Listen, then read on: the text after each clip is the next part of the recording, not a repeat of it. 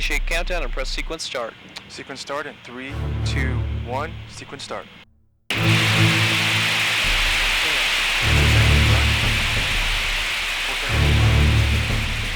Welcome to the Air Force Research Laboratory's rocket site at Edwards Air Force Base, California. This is the home of the Propulsion Directorate's Space and Missile Propulsion Division, a historic site with the likes of Kitty Hawk and Tranquility Base. Our mission for the last 50 years? To develop and transition advanced rocket propulsion technologies to the Air Force and the nation. In 1947, we moved from our headquarters at Wright-Patterson Air Force Base, Ohio, to Edwards Air Force Base, California. This is the home of real rocket scientists.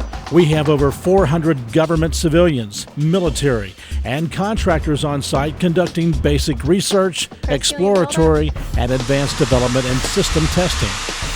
Our military personnel, active duty and reservists, are a great asset. They bring with them extensive field experience in ICBMs, space launch, and program management. Since 1947, we have grown to be a $2.5 billion national asset with 135 major laboratory and engineering facilities and 30 major active test stands. All stations confirm readiness for test sequence by saying go or no go. Go, go, go. There isn't a better place to do rocket science.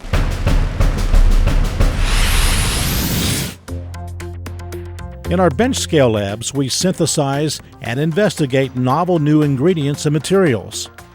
We can simulate space operations in our altitude facilities, handling nano-Newton spacecraft thrusters or 50,000-pound upper stage engines. Our sea level stands can handle ballistic missile boosters and liquid engines up to 10 million pounds thrust. 5 psi on extend the quench. The Mojave Desert is a great place to do our work. We're nearly the size of Washington, D.C., covering 65 square miles. Plenty of room to test advanced rocket propulsion technologies. Sharing the desert landscape with environmentally sensitive species like the desert tortoise, we remain mindful stewards of our natural resources. However, unlike other parts of the state, we are not hindered in our work by environmental constraints. With a budget of approximately $100 million, we conduct an impressive array of rocket research, both in-house and with our industry partners.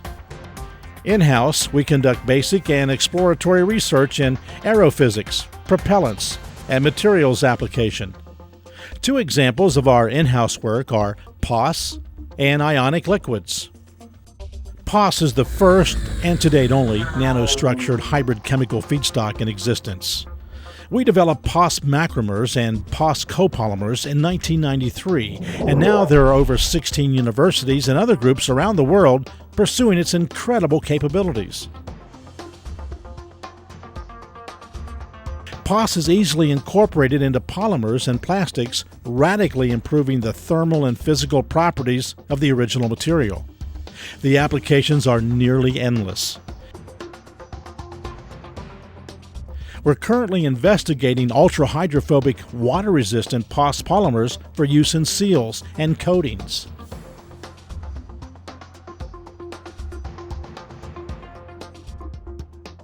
Hydrazine has been a workhorse propellant for satellites, missile defense, and other Air Force applications for decades. However, it's highly toxic, requiring special suits and handling procedures. We're developing a family of ionic liquids that are non-toxic and have 70% greater performance than hydrazine. Besides our in-house work, we work with our industry partners through the Integrated High Payoff Rocket Propulsion Technology Program to deliver advanced propulsion technologies. We also work with other AFRL technical directorates to deliver integrated, revolutionary capabilities to the warfighter. We develop advanced solid rocket propulsion technologies for ICBMs and tactical missiles. Clearly, we can't do this by ourselves. With the help of the Materials Directorate, we're delivering future ICBM technologies to Air Force Space Command. That's not all. We're delivering aircraft-like operations to space. After initial Air Force development, we partnered with NASA for testing and demonstration of a liquid hydrogen engine that can operate for 100 missions before needing an overhaul. Working with the Air Vehicles and Material Directorates, we're delivering aircraft-like operations for space, for the Air Force, and the nation. It isn't enough to have aircraft-like operations to space. We have to be able to operate in space as well. We're developing advanced spacecraft propulsion technologies to do just that. In fact, we recently saw our Hall effect and micropulsed plasma thruster technologies flown on 2 satellites, TechSat-2 and the Air Force Academy's FalconSat-3. Currently, we're looking at developing multi-mode spacecraft propulsion to provide greater flexibility and maneuvering on orbit. What does the future hold?